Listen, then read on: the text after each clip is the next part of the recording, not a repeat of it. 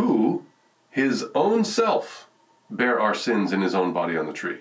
Now, so I like this because, some people say that when Christ came, it was like the Father sending him as some kind of child sacrifice. No, not at all.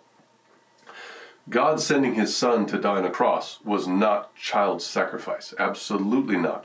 What it was the Father allowing his Son to give himself, to willfully yield himself in the place of those that would be eternally damned, so that they could have life. But now the difference would be, Christ in his glorified condition would not come back to heaven after being a human as the same experience.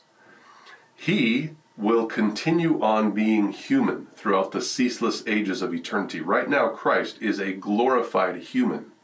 When he showed himself to the apostles on the Ascension Day and during that 40 days that he was here, he was in human flesh. They could see him. He said, "Taste and see, a spirit doesn't have flesh and bones."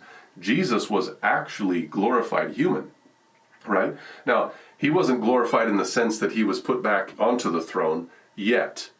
He was still finishing the work that he had for the apostles. Then during that 10 days that he was up in heaven, that's when he was anointed. And so what we have is that Jesus, he didn't come down as a child sacrifice. It says right here, his own self bare our sins in his own body on the tree.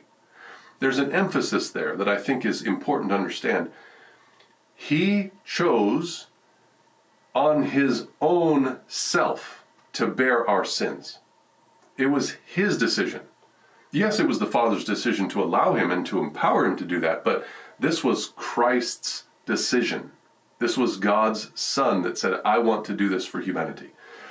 And so this verse, I think, is emphasizing that on purpose. Who his own self bare our sins in his own body on the tree.